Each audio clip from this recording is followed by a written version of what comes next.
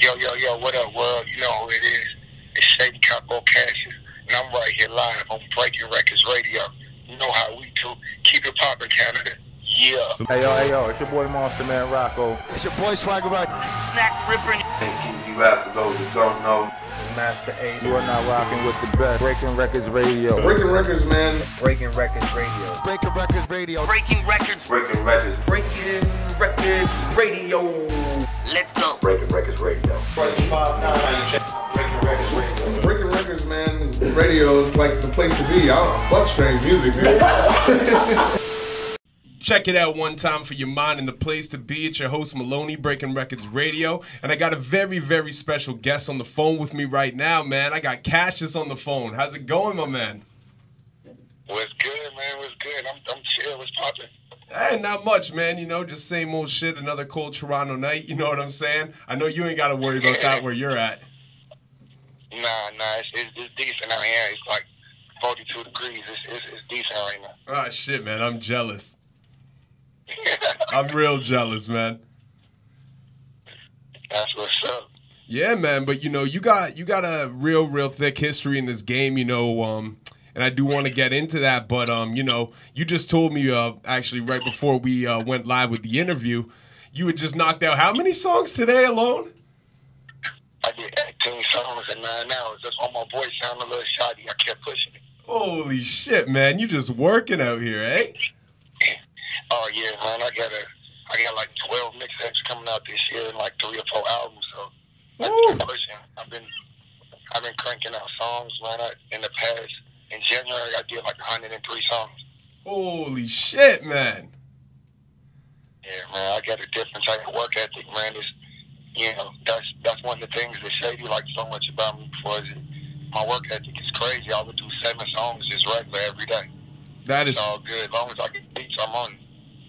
That's fucking crazy, man. And that's one thing, you know, like, you know, that I did want to touch on as well, too. But, like, 12 EPs this year, man. Like, what the fuck? Yeah. That's crazy, man. So tell us a little bit about that and, like, the idea about that and kind of what inspired you to want to put, like, that is insane. Not to mention the albums. We'll talk about that after. But 12 EPs in a year, like. Yeah, man. I just feel like I get a lot of information to give people, you know what I mean? I can, and a lot of rhymes that I just been holding back and waiting. And I just feel super inspired, man. I'm just in like a real good place, you know what I mean? Like, I don't know, I'm just in a real good place, and I really understand when I go all around and I see all the love I get from people. So I just want to give it back, and everybody's always like, man, when you dropping something new, and I sometimes wait like 8 months in between, so I'm like, man, I record so much, I'm just going to give y'all what I got. And not every song, because I keep a lot for the catalog, but, you know, I can do an EP every month, easy, like, you know, and then drop 3 projects, just keep it going, you know what I mean? Be doing features and everything, I'm just going to keep it going, bro. But my goal is just to show people if you want it, you go get it. Like, it don't matter, I've been in the game for a while, and I'm set, and I'm in my position already, but the hunger is still there. So I kind of want to show the people up underneath me and give other artists, you know, some inspiration to go in. You know, this is our time. We only got one life. Music is everything, man. Like, rap is everything to me. So I'm just fully dedicating to it and showing people what I really do. Like, this is what I do. And, you know, they'll be able to see with practice. That's how you get to the level of skill that you want to be. Yeah, no doubt, man. And, like, you know, just to have that kind of work ethic, you know, especially with so many years in the game, is just absolutely insane. Like, what keeps you motivated to just keep putting out, like, just stay in the studio and knock out so much music consistently? Man, it's just, you know, finally having my own studio, you know what I mean? And not having to pay to go to studio time all the time, and it just gave me, you know, the lane to do it. You know, I have my room, and then we have other artists that go in there and book out time, but I have my room in the back where I'm just able to just do what I do, and I haven't had that opportunity in a while, you know, so I'm just ready to just give people what I have a lot of thoughts. I've been in a lot of places, and I never tell people all the stuff that you know, the different scenarios and environments I've been in, and all the cool stuff, and I get a lot of love, like, everywhere, bro. Like, it's crazy how much love I get.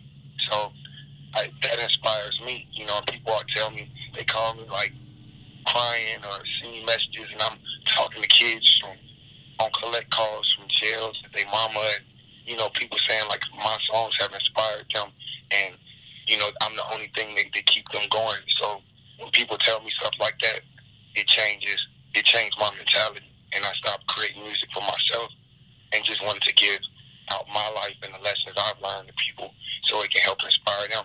Because I think that's my niche in the game, you know. Like, I came in aggressive and, you know, gangster and lyrical and everything, but even on the first EP, I always had a song for my kids on there. I had thoughts of suicide. I had records that were letting people know I go through certain things and what I was thinking about, you know. So I just believe that's my niche in the game, is just to be real, to be the realest person left, you know. And I'm giving people everything about my life. I had crazy experiences, you know, so it's hard to even tape them down into a song format, but it's been real fun, man. The beats I've been getting has just been right. I got like 2 whole, kind of like, what's that word you call it, man? I'm at a loss of words, but not eclectic, but acoustic. There we go. Oh, okay. Like, I got like 2 whole acoustic projects, you know what I mean, which sound crazy. What? And it's like, legit, like, yeah, it's different, bro. It's different. Like, I'm definitely on a whole different path, and I just want to show everybody the creativity I've had this whole time. You know, when you're on the road and you're going doing stuff, I was more focused on making the money. Yeah. You know what I mean? Going around and making sure that I was straight and setting my family up to where they was right. So, you know, we've been good for a minute. God is good. So I can give people the creativity and everything that I do. And when I've been playing these songs, you know, and like the response has been crazy. So I'm like, oh yeah, this is definitely the right thing. Yeah, man, that's crazy. Like, I would have never pictured you doing an acoustic album to begin with, but like, do you like, with the way that you kind of got introduced to the world on like such a large scale, like as a gangster rapper under the Shady umbrella and stuff, do you kind of like, I know you did have like, you know, like suicidal tendencies and like, you know, you had songs that were like, you know, a different level of you and stuff, but now like really expanding your wings and doing different stuff. Do you think that like it almost hurt you artistically somewhat to a degree in those early days, like that you weren't almost able to come out of your shell 100%? That's a great question. Nah, in a way, nah, I don't think so. It was more, that was the time of the game when I came in. So once, you know, they recognized, especially at the label, everybody recognized who that is a part of me. Like, you know, the gangster lifestyle, that was a life that I lived to the maximum during those times, you know. So I think that they embraced that and also saw a way for us to make money off of it. But when I got in the studio with Marshall, that's when he's like, man, dude, you're like the best I've heard. He's like, man, like, you're deeper than this. You're like, you're not a gangster rapper. You're a lyricist. Like, you have real stories. Yeah. Like, this is crazy. You know, and I was like, yeah, you know, that's what I do. It's just, you know, I'm a multifaceted person, man. I'm not just one way. I can be, you know, in a room full of killers, and I can be like them. I could be in a room full of solids, and I can be like them. You know, like, my lifestyle comes from, I had my high school diploma at 15, you know what I mean? I was out of school already. Oh shit! At 15, so it's like I'm not like, you know, I'm not illiterate, and you know, like my mama said, I shied away from my knowledge so much, you know. But when you out of school at 15, I had nothing else to do but get in trouble because my mama at work. I'm in the streets in Chicago. It just was what it was, and I became that part. But I still retain. I read books, hella books all the time. I'm always trying to acquire knowledge and build my vocabulary and just be able to say things of substance to people. But, you know, if somebody want to be in a dangerous environment, that's where I grew up at. That's where I was raised. That's where I'm most comfortable at. But also in my neighborhood, you know, I got a 7-bedroom home, you know, California. Like, it's not like I'm not around that type of stuff. I'm able to do like my normal, you know, day-to-day activities and stuff. So it's my whole life is a balance of incredibly street and then incredibly polished, you know. And sometimes I make mistakes along the way, but I feel like I got it right now. You know what I mean? I feel like I got it right, and I feel like I know how to address the people in a way that can inspire them, not inspire them to do the wrong thing. Like, yeah, remember, I was one of the first gangster rappers ever talking about popping pills and all that stuff. Yeah. And that was like when I first came in the game. People in M used to ask, like, what is that? Like, what kind of pill is that? And he was like, man. And I'm like, bro, I'm just, that's just how it was, man. I was really on it. So when I see people like that now, have a message where I can help people and not go that way, because they can look at my history and know it's believable. They can know that was really me. That's who I really was. That's what I was known as. They wanted me to be on that Amy Winehouse, go to Rehab, rest in peace, before she had passed. Woo! What Jay-Z got on. Say And, word. the label that sent people over and wanted me to hop on it. And, I was talking, and one man drove from Shady. He's like, man, just hop on the record so you can get it popping. And I'm like, I don't want to do that, to put that out there. And he's like, bro, that's what you are. Like, look at you. This is how we know you as. You the guy that walk around with the hundreds and X bars on you. Yeah. And I was like, man, that changed me. You know what I mean? And from that moment, that's when I figured out I need to do something to cleanse myself, because I didn't want people to view me like that. You know what I mean? Yeah. So that kind of changed I couldn't change overnight, but over time, that changed my whole perspective. And ever since I got a clear mind, it's just been different, man. That's crazy, man. And there's so many things that you touched on there that, like, are sub points of other things I want to talk about. But with how you ended it, I guess the closest one to kind of segue to. But because you're right, you were one of the first artists I can recall, talking about pills and stuff. But Yeah. like, do you think, because at that time it still wasn't really cool. Like, Eminem is different because he's like the white trash guy, you know what I mean? But it wasn't cool for a lot of hip hop artists to talk about doing drugs and shit, you know what I mean? So do you think that kind of played a part into why you weren't, open to doing the Amy Winehouse record and stuff like that too, like the way your peers would receive it? I think, honestly, that's exactly it. And I'm a person who prides myself on not caring what others think. But I'm pretty sure that was the reason. Yeah. I didn't want people to view me like I was. You know what I mean? Like, which is crazy. But that's the first thing when you're, addiction, is I had to just admit that that's really what I was. I was functioning, for sure. But I was able to go to the studio and do everything, but I don't have to have nap time at the studio. I pass out. I'm driving the 740. I'm passing out, going to sleep driving it. I always had to have somebody in the car with me to, okay, cool, you take over and take the wheel. It was just,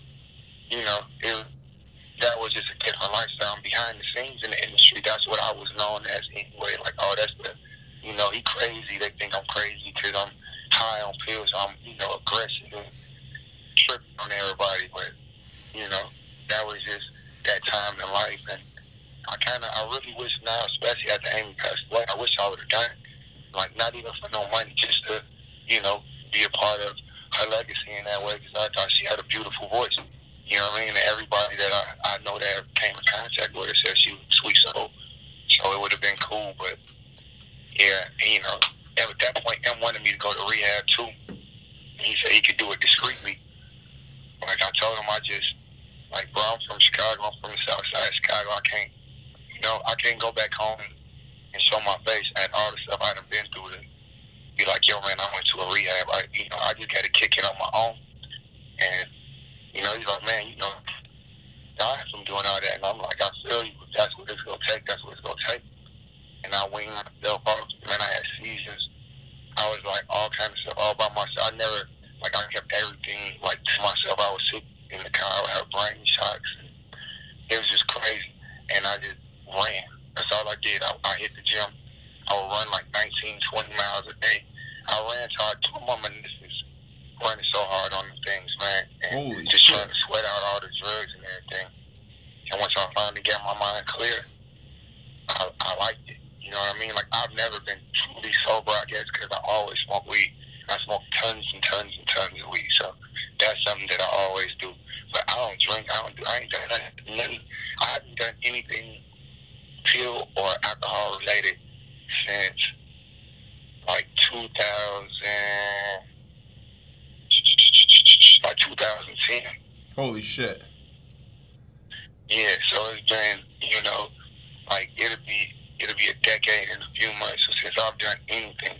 And I was driving with a bottle of Hennessy, a 50 Hennessy, coming back from a show in St. Louis, going back home to Chicago. Got pulled over. I had like 60 pills on me. It was so cold, police didn't even check. They didn't make us get out the car. And then, I pulled up on my dad, and I'm like, yo, man, you want some of this Hennessy? Like, man, I haven't drank in years. I haven't seen it's not like I saw my dad a lot. So I'm like, oh, he's like, yeah, he just stopped one day when he was like 26, 27. He's like around my same age at that time. And I was like, oh, that's when you did it? Like, I can do it too. And that day forth, I never picked up another bottle, never drank no more liquor. And then like 3 months later, I got off the pills. Wow, man, that's incredible. Like, firstly, I just want to say congratulations, man. One of my best friends passed last year. It'll be a year on the 15th that he passed due to, pill addiction. So it's big sorry, man. Hey, what I mean? It's part of it, and it's unfortunate. He had so much potential. He was one of the best MCs I ever knew.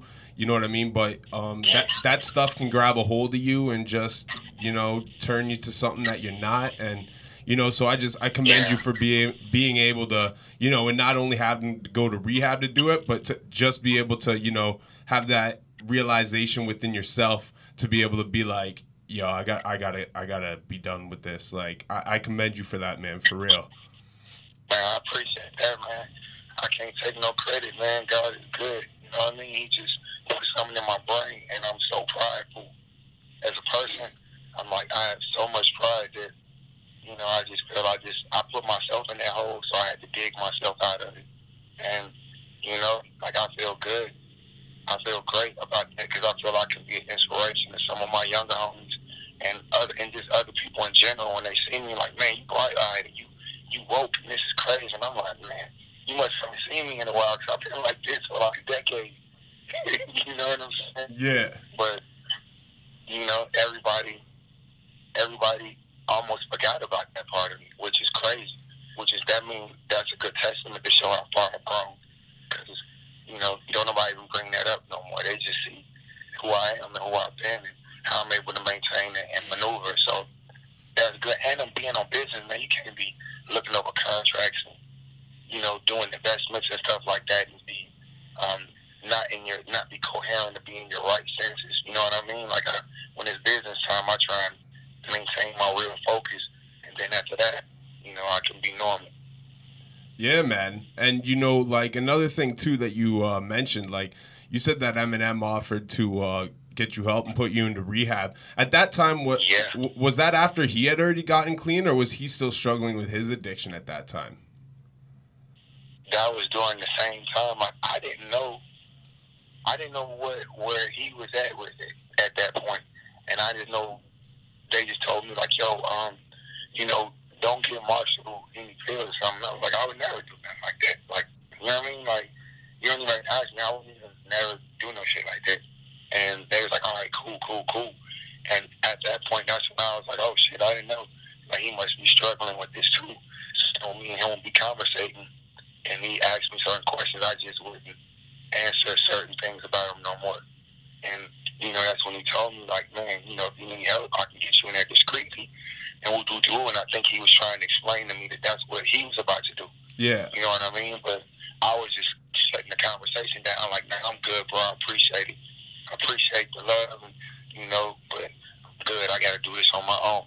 And then, that's when he had his mishap when they found him, when he had kind of OD'd and everything was crazy. And that's when I found out, like, wow, And so at that moment, I had to do something because we were so close, and I was rubbing off on him, with like certain, like maybe like wearing his hat to the right or putting the bandana in the right pocket and all that. So I was like, man, I don't want to be a negative influence. We were influencing each other, as any good friendship would do. Everybody rub off on each other. So I just worked out, you know what I mean? And I would just tell people, that's all I'm doing is working out. I ain't doing nothing. But working out and this and that. And then later on, I started hearing that's what he did to help him get out of his funk. And I was glad that, you know, we were able to share that and help each other out in that way. And I appreciate him for offering me Rehab. I know he probably think that I took it the wrong way at the moment, but, you know, I've told him since then that was one of the nicest things anyone ever asked to say from me.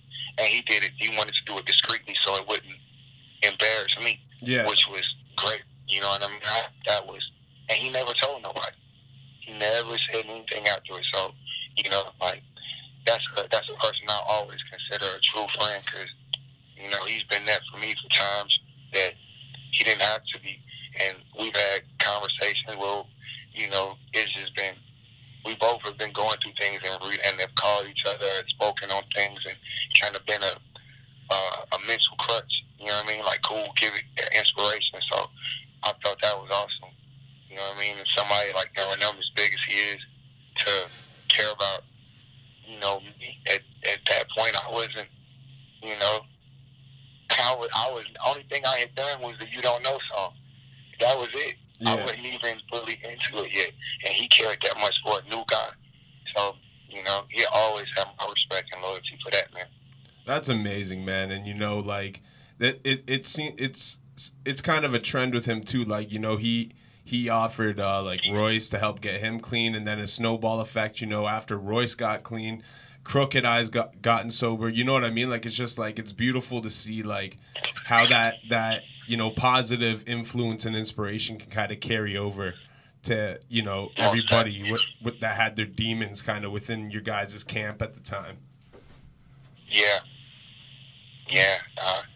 It's come a long way, man. And it's just, you know, that's the power of God, man. It's a strong power, and if you believe and if you work towards it, you will be cool. Like, ain't nothing perfect. But now I don't even have temptations for, like, I'll be around people that do everything all the time, and it never bothers me. Like, it's, you know what I mean? Like, it has no bearing on my life, because once I make my mind up, that's it. Like, you know, in a relationship, if anything, if I make my mind up that that's it, like, I'll never talk to you again. You know what I mean? Like, I can really go on with my life. And same way with this, you know, with drug use. You know what I mean? Like, that's why I always stayed away from, like, the real hard drugs. I thought, but then I learned pills was just as hard as those. So yeah, I was doing wrong. You know what I mean? I tricked myself. You know, it was crazy, bro. I was to the point before I was like drinking bottles of Benadryl and Quill. Holy you know shit. what I mean? Just trying to figure out the lean, trying to get it, like, you know, you can find promethazine, anything. It was like, man, ordering Valium from India somewhere online. You know what I'm saying? Like, I used to do all that crazy stuff. So when I can speak with people in music, they believe it because it's real. I'll drop some lines in there. Well, you'll only know if you've been through this. You know what I mean? Yeah. So people know that everything I do is solid. That's why my album is called Stay Solid. All the albums this year, all three of them are Stay Solid 1, 2, and 3. Because that's just my whole mission in life, man. It's just to stay solid. You know what I mean? That's just the goal. I just want to remain solid and stay solid at all times. And that's the best thing I can do. That's the best way I can show appreciation for what Marshall did for me, is to stay solid and pay it forward to other people. You know what I mean? Yeah, 100%, man. And that's actually, you know, you segued it perfectly, because I did actually want to ask you about the Stay Solid album.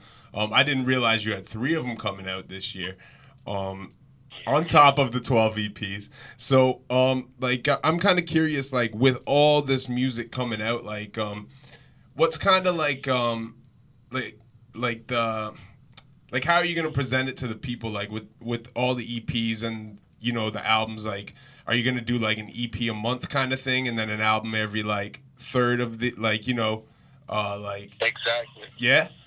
Exactly. One of these, like, by, let's see, March and April, I'll probably drop 2 EPs, you know what I mean, each month, just to get myself on the, because that'll be 4 in April, so that'll be boom, boom. Then I can drop 1 a month after that, and then the projects drop one, you know, in the right before like spring, summer, then one right at the end of the summer, and then one in the fourth quarter, just to set it off right, because it's different moods, you know what I mean? So I'm recording them in different times, in different zones, so, you know, you can't present a summertime album in the winter, and you can't present a wintertime album in the summer, so it's all about the timing and making sure the songs go together and flow, and stay cohesive and still tell that story.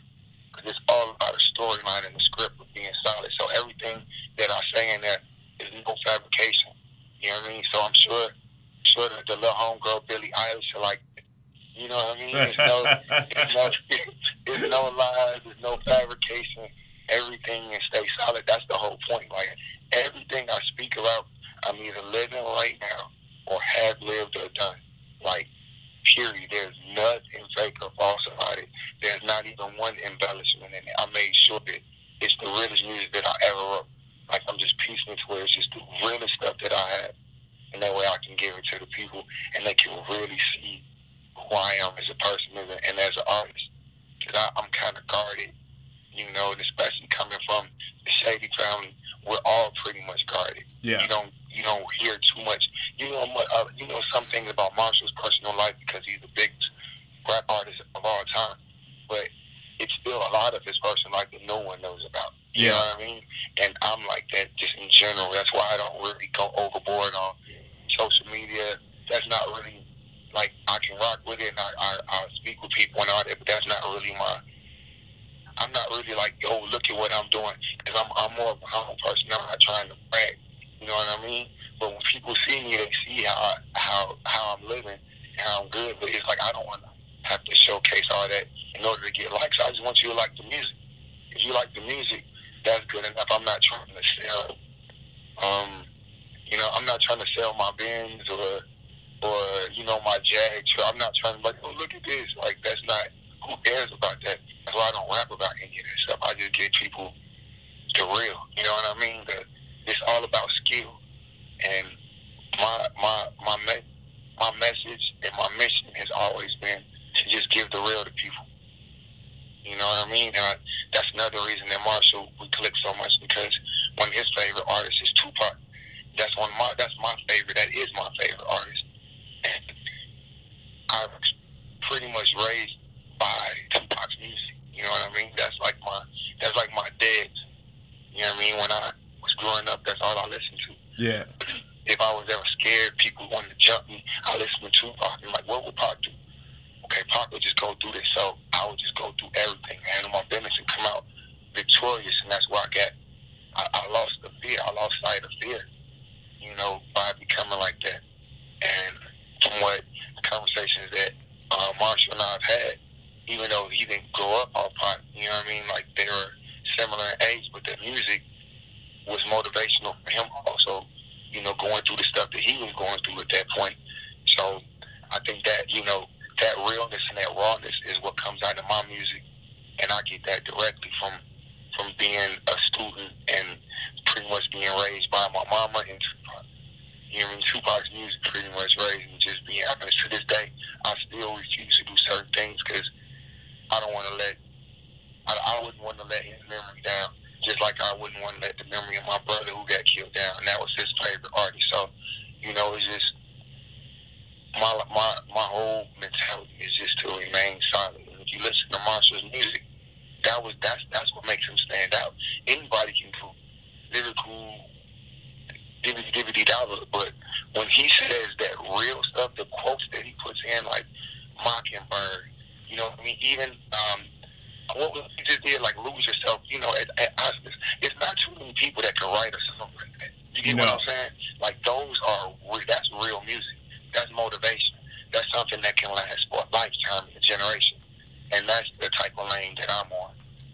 So I just want to give people that. I read on All Hip Hop that it said, this was like 2-3 years ago, and they said, they were talking about the Shady family tree and all this. Like, man, they said that I was like Joel Santana, you know, and it was almost like not a wasted talent, but man, could have really just pushed it so much further.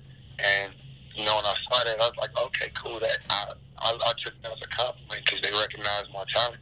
Yeah. And yeah, things could have went even further, you know, but I was like catching cases and on getting off drugs and fighting people and getting into shootouts, and it was just crazy. It wasn't a position, you know, where we could have, it wouldn't have, like, I was for real in the most chaotic lifestyle. And now that everything is calmer, I can go ahead and give people all this music, and I can draw back from those experiences and give them to people now. Can't nobody get in trouble for them either. You know what I mean? Yeah. And give them the real, and they can feel it. They'll be able to feel it, you know? Like, it ain't too many people with my lifestyle, with my story, you know? Just like there's no other person with Marshall's stories, no other person with 50's story, with Pac's story, with certain, you know? Like, it's just and I'm a person that studies real music. I love DMX. I love Conway and Benny the Butcher and Westside Gun. Like, it's a whole line of music that I listen to, and I just kind of vibe with the people who are kicking reality in their raps. It don't have to be gangster. It don't have to be killing or nothing like that. It's just reality. You know what I mean? Fact. Hell, I like I like Lil Dicky songs. Some of them songs that he had when he rap, I just like people that rap. If I believe you, if you're a 9-to-5 worker and you kick a real song about working at the grocery store, I'll buy it. You know what's funny about you saying that? And it sounds tight, I'll support it. I'll come to your show. I do that all the time. Do you know what's funny about you saying that? And I'll come up to it. It's funny you mentioned the grocery store, because actually I worked in a grocery store for 10 years, and I have a few songs about working at grocery stores. Oh, man, I love to hear them. I bet they tight. They tight, man. Like, that's what people be so scared to do, is give the real life. Yeah. Everybody can rap about being in a Bugatti and all that. And, God, what? Who has that? How many people do we know that have those? You know what I mean? Exactly. But I know a bunch of people that work to make a living. You know what I mean? So and they do music, and that's the type of, I like the realness. You know what I mean? If you're a gangster, then I like you to be real about that. Yep. But if you're not, you don't have to perpetrate that to impress me. No, like, I just like skill, bro. That's a fact, I like man. freestyling about anything. People can point out stuff, and I still do stuff like I did as a teenager. Like, all right, here go 50 words. All right, random. Here go. And I just kick a whole song about it and make all kind of stuff make sense, and people still get amazed by that. And to me, that's just being an MC, man. If you cut out the beat and put a mic in my hand, or don't put a mic in my hand and just put a crowd of people in it, I can rock the crowd. That's what I do. I love the music. I love hip hop, and a lot of people today, I don't think they have that passion for hip hop. Like, rap music is great, but I love hip hop. I love everything about the essence of it. It's what makes it's how we relate. It's what makes us family. It's what makes us bond. We bond through hip hop. You know what I mean? So we related. We family through hip hop. Just like NBA players, they feel when Kobe, rest in peace, passed, who was the greatest ever to me. When he passed away, you see all those NBA players showing him love, even ones that he wasn't close with in general, but they felt like they lost a brother because he was part of the NBA brotherhood. So if you do hip hop, DJ, rap, make beat, graffiti, anything like that, then I feel we're part of one big family. So if you have something that's talented and you do something that's tight, if I'm around, I'm gonna come support it. And a lot of artists get shocked that I do that, but I'll pull up in the grindiest spot and just watch and have fun at a show for an artist who has no name. You know what I mean? Because he said something dope that I like, so I'll come check you out if I'm around. You know what I mean? No doubt, man, and that's important too. And unfortunately, in today's hip-hop community, we don't have enough people like you, like OGs, who actually come out and support and see what's going on in the scene. But another thing too, I wanted to say, like, just to what you're saying about hip-hop, is that the one thing I've always said that makes the greatest of all time is that if you look at all the artists that are labeled as the greats, minus their lyrical skill, their ability to pick beats, their finesse, their image, all the other things that make people fall in love with them, the things that make them the greats is their vulnerability. Like, there's lots of artists, like, and here's a great example, not to put them on blast. I'm a fan, but, like, Busta Rhymes has been murdering shit for damn near 30 years, had hits in all these different, has had hits in all these different generations, but a lot of people don't put him in a GOAT conversation, and I think the reason for that is because he's not, like, I've never heard Busta really be vulnerable. You know what I mean? Exactly. You know, and like even like Jay-Z, as much as the cool guy he is, he still has songs like You Must Love Me. Or, you know what I mean? Like, he still gets vulnerable. You know what I mean? Nas gets vulnerable. Eminem gets vulnerable. Like, all the people, you know, and even the new generation, like Kendrick gets vulnerable. J. Cole, Drake's very vulnerable. You know what I mean? But, like, all the people that are, always considered greats, they always get vulnerable. So that was just kind of one thing I wanted to say, too, like, to the point you were making before. Yeah, I agree 100% on that. The vulnerability is that's how you connect to that artist. Otherwise, they can be dope. That's crazy, said Busta, because me and my homeboy talk about that all the time. And I'm like, man, Busta's so hard, you know. But if I go down through albums, it's not one of my top albums, and it's not just based off his skill. It's just like, man, I wish I knew more about Busta. I wish I knew something that hurt Busta's feelings. You know what I'm saying? Yeah. I wish I knew something how he felt about his life, or just in general. You know what I mean? What could be something I could take from him that I could utilize to motivate me. You know what I mean? And like, yeah, he's definitely had some banging projects, and he has some of the best verses of all time to me. Facts. And his energy is unparalleled. Completely. Can shut down any place he goes to.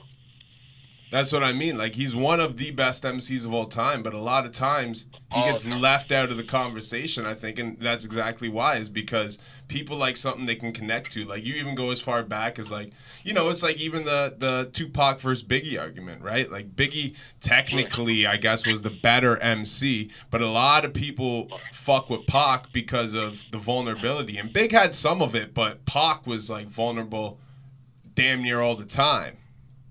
Yeah. You know, and he was vulnerable to a fault almost. Yeah, fact. You know what I mean? And that was dope. Yeah, I love Big's rhymes too, but I'm always gonna say Pac just because this is why I always say that Pac, M, and J are always gonna be my favorite artists. I'm gonna say Tupac. I'm gonna say Dear Mama. Life Goes On, and I Ain't Mad at You. Yeah. And when I say Eminem, I'm gonna say Mockingbird. I'm gonna say the Haley song, and I'm gonna say Not Afraid. I'm gonna say Toy Soldiers. Rock Bottom. Yeah, you see what I'm saying? It's like records like that, and like with Jay-Z, you know, you get Soon You Understand. You get Song Cry. You have Never Change. You know what I mean? You have so many songs where you like, whoa, this guy ain't playing. Like, I connect with what you're saying. Like, that's the type of stuff what I'm saying when you become listed as you one of the GOATs, because you can say something that people can identify with 100 years from now.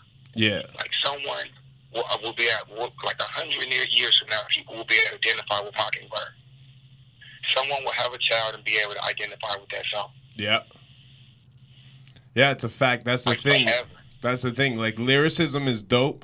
And don't get me wrong, I am to a T, like to a fault almost. I'm a lyrics guy. Like, I love just the skill, you know what I mean? But one thing that I just, a lot of times skill, unless you're well versed on history or you were there when it came out, doesn't age well. But what always ages well is vulnerability and real songs about real shit. Yeah, that's super real. I know that's a fact because I watched that Cassidy battle, and the way when he was kicking his normal Cassidy rap, I thought, and then the dude just started laughing. You know what I mean? He's like, what is he doing? It's old school or something. And I was like, damn. Like, that shit was crazy. Like, I hadn't witnessed that transition happen in front of my eyes yet, where, you know, where times changed without a person adapting to it. That fucked me up watching that. Yeah. So, you know what I mean? And now it's thinking, damn, you know, Cash just need to drop some of that real deep shit, and he'll be cool. You know what I mean? But I just couldn't, like, that shit, it's kind of like being the bully. You know what I mean? When you the bully, it's cool until you lose. Look at, like, Suge Knight. He was the scariest dude, all them people. And as soon as he got his ass whooped, it put a dent in that armor. You get what I'm saying? Yeah. Like, he got beat up by a barber. Then he got shot. Then he got beat up again. You know what I mean? It was like, damn. Like, if that's what all you rely on is you the toughest, or if you act like you the richest, if we see you out there and you ain't got no money one day, or something ain't perfect on you, that's gonna kill your image. If you going off, you the prettiest, then when somebody come over there look better than you, just go push you down to the side. You know what I mean? You just got to go off being you, the authenticity, being vulnerable, letting people know this is who I am. I'm not above you. I'm one of you. If you can see me make it, you can make it too, because I may have came from a lower part than what you came from. You know what I mean? Yeah. Like, that's reality. A lot of people, with me, they only see success, and that's why I tell them, but y'all don't see the dedication.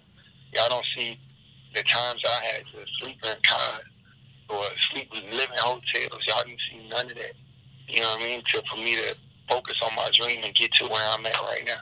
Nobody saw none of that. You see this, but that's why I go so hard to keep this, because I know where I'm at, and I know I don't never want to go back to it.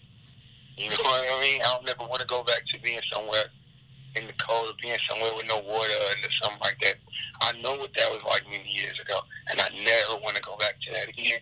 So I'll never let anyone outwork me.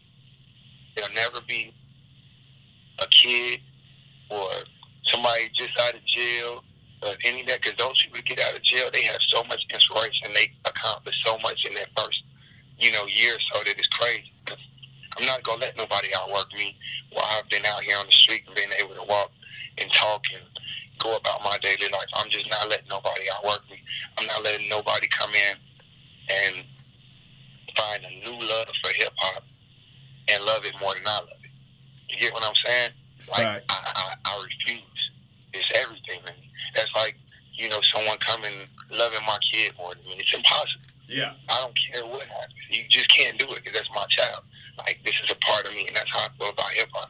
Like, this is a part of me. So I owe it to hip-hop to record every day. Like, I'm trying to figure out how to take one day off a week, because I record so much, and I hardly sleep, but I'm trying to figure out, okay, take off one day, Sundays or something, let myself rest. But even when I try to, you're still thinking. Go back to the studio.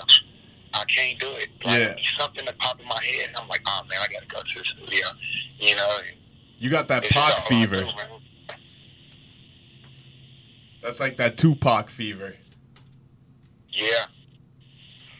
Man, I'm telling you, I set the studio up so where it's close to the house. So I put my kids to sleep, go to the studio, like, where they sleep. I come back before it's time to take them to school. Unless I got to go on the road or shows or something like that, then I'm gone. But when I'm here, I make sure to record, take my kids to school, pick them up, make sure I'm there for dinner, prayers and all that. Then I'm gone, to go record, go do promo, whatever I got to do in the nighttime. And before they wake up in the morning, I'm back home like I never left. Yeah. That's how my schedule goes every day, because when you're on the road, I miss a lot, so sometimes, you might be in Brazil, you might be somewhere, and I just mention certain things with them, so while I'm here, I try and be here every day, with no excuses, no excuses. I don't care what I'm doing. I'm make sure that I handle that business, and that's dedication, you know what I mean? But it's also being dedicated to my craft also. And that's, like some of my little ones like music, and, I want to hone their skills and get them ready to go take over when it's their time. I don't try to force music on anybody, but if that's what you feel, then come on, I'm going to help you. What better teacher than me? I've learned from the best. I learned from Eminem. I learned from the greatest all the time. Yeah. And he said in his book that the only artist that he knew that could freestyle is great. The greatest freestylers were Jay-Z and myself. That's in the way I am. I actually wanted to ask you about that too. I wanted to ask you about that because you did the B-side show recently, right? So you know Young Baka, right? I'm pretty sure he did a show with you recently out in LA. Yeah. I know Baka. Yeah, Baka's super cool. Yeah. Yeah, Baka's my dude. But so I seen that you're on B-side show while I was prepping for the interview. So I'm like, oh, of course I got to watch this. And I heard you mention that in that interview. I'm like, get the fuck out of here. So I actually did want to ask you about that too, though. Yeah, it's in the book. I forgot what page number it's on, but it's in the book, and it's a picture of me. I'm in a white coat. I'm in a Lincoln. He had bought me I wanted a 74 Lincoln. And for my county house selling, so he bought me a Lincoln, customized it out and all that. So they brought it on a flatbed from Detroit to California at Dre's studio. So I'm in the car with him for that. And we like, yeah, you know.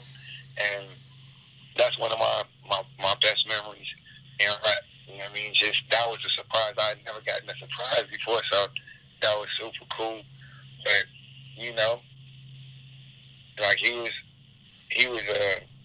put that in the book, and he told me like, "Yo, read this." And I was sitting in the car reading in the book. And I'm like, "Oh shit!" You know what I mean? I can't believe he actually said that, because he said it to me, but I didn't think he would put that in the book for the world. So when he put that in the book for the world, I knew it was true. That's crazy, like, man. That's the truth. Like, he said that to the world. So I know that's how he really feels.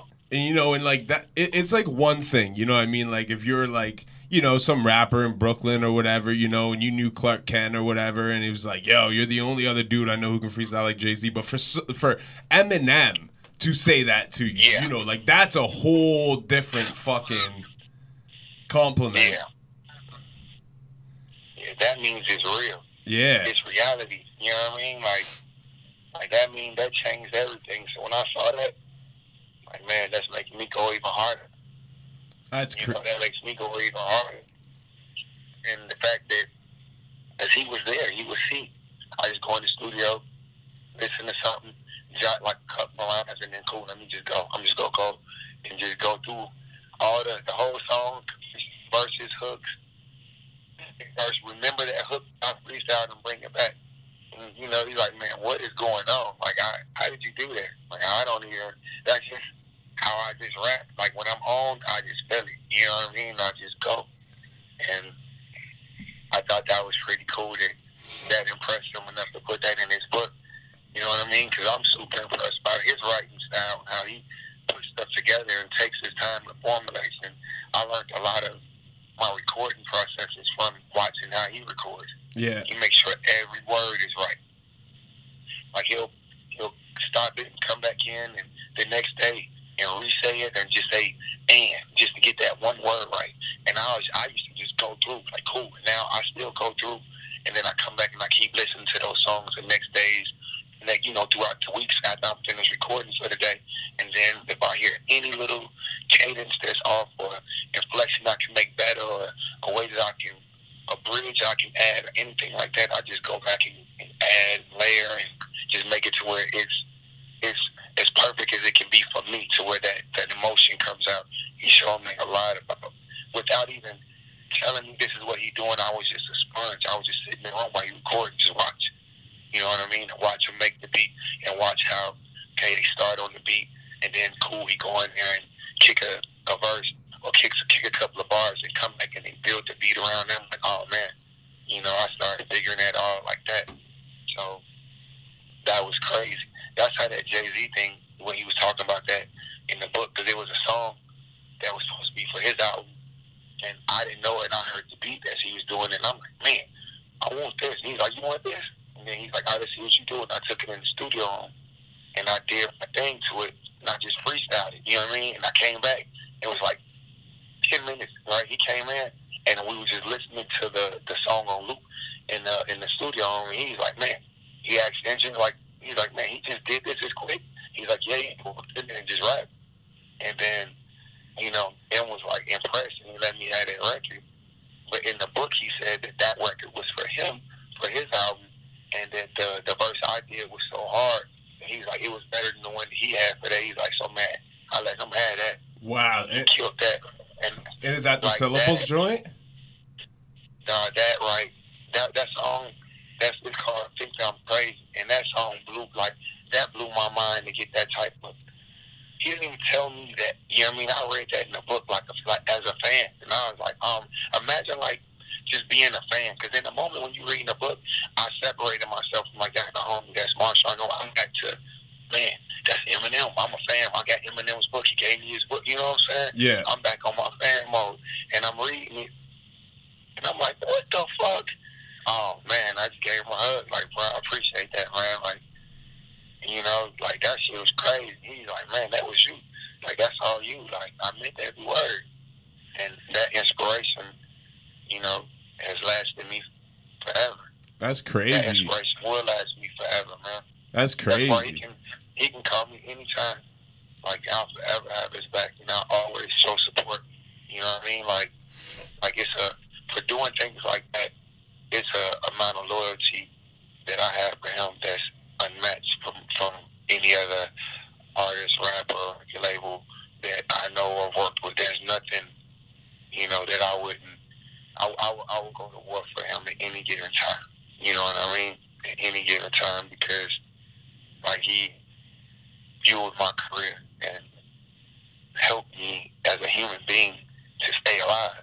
He was concerned about my life, concerned about the trouble I was getting into when he would always call and talk to me, you know, and get my mind right. Just like a big brother would, like on some real like type shit. Like, man, you know, you gotta quit doing this. Look, this is what's going on. Like, it was several shootouts, several things going on that, you know, that it's crazy that I'm here right now. You know what I mean? It's crazy that I've come this far. But I can only say I give that glory to God, and I say I thank him for giving me the wisdom and having my back and not giving up on me the whole time. You know, even when I asked to be able to record albums elsewhere, it took a long time for them to give me the clearance. But when he gave it to me, gave me what I wanted to be able to do my thing independent, every label that I went to go get a check from, they called and gave them like the utmost like co-sign for me and all that. So it's like the love that I got, the love that I get from him, I give it back tenfold. You know what I'm saying? And that a lot of people don't have to do. So when I hear artists that talk shit or something, I just don't understand like where did they fuck up back then? Because I didn't have that type of situation. It's always been love, and it's always gonna be love because of the loyalty. You know what I mean? Yeah. Like, it's a loyalty factor that I have for Shady that it'll never die. It'll never die.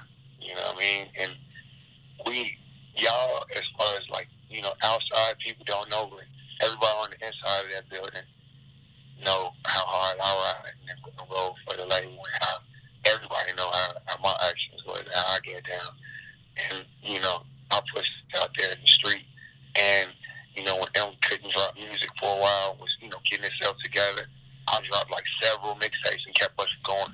You know what I mean? And dropped beefy and was doing things and keeping our name popping. And, you know, like I was a soldier, you know what I mean? And everybody grows to becoming a general. Like certain soldiers don't, but I became my own general, and he gave me the freedom that, you know what I mean? Yeah. And we still do business, and it's still business together. You know what I mean? So it's cool, but he allows me to do what I got to do for myself and for my family to go and push my line the way I want to. Because I got so, like, even on there, before the County House came out, I probably turned down like 600 songs. Holy shit. You know what I mean? We had like 12 different versions of the project. My A&R Dark we had picked out. And it was like, man, we could go any different way. Which way can we pick? Like, I had like a song with Mary J. Blige on it.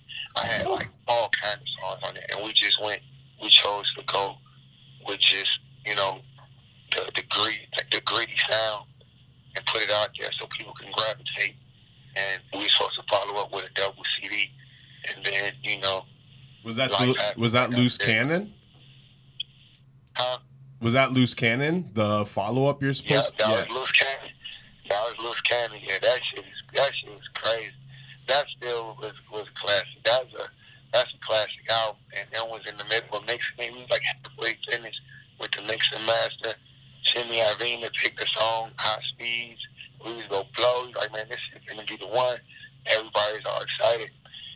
know, it's just time, things happen, man. Like, I started getting in trouble. The bills started taking over more. I started, you know, joining up certain places, and it's just, life just went crazy for everybody. And it just, you know, it missed this mark. It missed this moment in time when it was supposed to come out. But, you know, I don't have no regrets about how any of that went, because, you know, he gave me so many fans, you know what I mean, that I can still average over 1 million, you know what I'm saying, streams every month, and I can keep pushing it and keep doing my thing as an independent artist. And it's just not too many artists, especially from an independent aspect, that have it like that. And, you know, I can truly say it's from that exposure that I got, you know, from being in Shady, that exposure really tried to set me up for life. You know, I still got to work. I ain't like, you know, for life. I still got to drop music and perform and go get my show money and do stuff like that. But it set me up, honestly, to where I don't have to really, you know, stress too much. All I got to do is just do what I do, and everything is good. So, I wish that more major artists were like how Marshall was, because I think there'll be a lot of people, a lot of artists with a lot more hope and a lot more direction and focus, and honestly just kicking realer shit. Because that's the main thing over Shady. We wasn't accepting no flam, no fuckery, no weak shit. We wasn't accepting none of that fake shit. You had to be kicking something that's real, you know, and that's why I'm gonna take with me forever. I'm gonna always be like that, because we couldn't turn in nothing that was fake. You know what I mean? Or we would laugh. Somebody turn in something that's fake, we gonna laugh at you. Yeah. Or let you know, like, man, that ain't true. You know what I mean? Like, oh man, you making that shit up. So, you know, that's the coolest part about being over there in Shady, is just skill-wise and being real. And I was like, you know, the gangster. I was like the, you know, like the nerdy gangster, I guess. I was the guy that was studying up on everybody's play and watching. You know what I mean? Learning how to make beats, learning how to mix, learning, you know, song structures, and learning how to come in on the one or maybe on the quarter note and all that. It's just all kind of different things that you can do musically. You know what I mean? If you give yourself the freedom. That's what I'm telling you, something. Do what you want. This is your zone. Do what you want. Do it. Say it until you feel right. Do whatever you do. Never second guess yourself. So I thought that, you know, he ain't like some songs that I did at first. And I was like, man, you know, I can always do better. I got some more shit to do. And he's like, what? He's like, dude, this shit is the hardest shit. He's like, bro, you tripping. Like, you tripping. Like, this shit is incredible. He's like, man, don't do that. Don't ever second guess yourself. He's like, man, you're here for a reason. Trust me. And just that pep talk, those type of things, that inspiration, when you know, like you sitting around someone you consider idol, you like, man, that's like Kobe getting around Michael Jordan. And yeah, he wanted to make them jump shots. He didn't want to miss that. And if he shoots some shots and he look at Jordan, and if Jordan ain't going crazy like somebody else will, he might be like, maybe I'm not impressed with him. But that was demeanor. He was going back telling the other people, like, yo, this shit is hard. And all those songs end up being songs that came out. So I was like, damn, he really liked that shit. Like, he just a solid dude. A solid dude, man. Nothing but respect. Word, man. That's amazing. And, like, to be honest, man, like, we haven't even touched on, like, half the topics here. But the show's only an hour long, and I don't want to keep you all night as well, too. But, like, I would love to have you on the show again sometime, man, if you're open to it, because, you know, dialogue is great, and there's so many things that, you know, we didn't even get to touch on yet that I'd like to talk about. Like, you know, I'd love to have you back on the show again when you start rolling out the EPs and the album, and we can cross promote that, talk about some more of the history too, because there's like literally like we might have touched a quarter of the things. So like if you're open to it, I'd love to have you on the program again, man. Almost definitely, man. most definitely. I'm gonna go on tour the last 2 weeks of March, and then I'll be back like around like April 10th or 11th. So you know, whenever you want to do it, like by then I'll have like 4 EPs out, and have the single for the first single for the album coming out on the radio lines, do all that stuff. So that'll be perfect, man. We can definitely get on the call again. I enjoyed talking with you. It's hella cool. You too, my man. Like, you know, just the insight, you know, and the depth of everything that you're talking about, you know what I mean? Like, you know, these are the conversations I really cherish when I get the chance to have them with artists. You know, a lot of times it's kind of rinse, repeat, question, rinse, repeat, but this is real dialogue, and I enjoyed it a lot, man. Before we do wrap it up, though, you know, I just want you to let the people know, you know, how they can find you online and all that good stuff. All right, cool, man. Y'all can find me on, Twitter. It's at The Real Cassius. And on Instagram, it's Real Cassius. And that's pretty much it, man. They got like Facebook fan sites and all that, but those two apps I check. You know what I mean? So y'all can do that, or you can hit up for features or anything like that. It's on the email line. Y'all just hit me up at any time, man. I'm usually I'll get back with people. You know what I mean? Sorry, say the the email again, or where'd you tell them to reach? Sorry, it cut out for a sec. Where'd you tell them to reach you for collabs and stuff like that? Oh yeah, at cassiusbooking@gmail.com. CASSISBOOKING@gmail.com. Word up, man. I appreciate you. The booking thing was home, man. But I super appreciate chopping it up with you, man. And when I come back up top, man, to Canada, we got to kick in and do one in person, too. Oh, 100%, G. 100%. Would love to have you come through the station. We really get in depth, bro. For sure. I can't wait, man. We're going to make that happen. Word up, man. Thank you so much for your time, Cassius. I look forward to having you back on the show again, man. There's so much depth and history to talk about with you. Like, we just scratched the surface this time. So, you know, I'm looking forward to having you back on the show, man. Man, I'm looking forward to being back on, man. Y'all be easy, man. You too, my G. Have a blessed night. Thank you for your time, man. You too, man. You too, fam.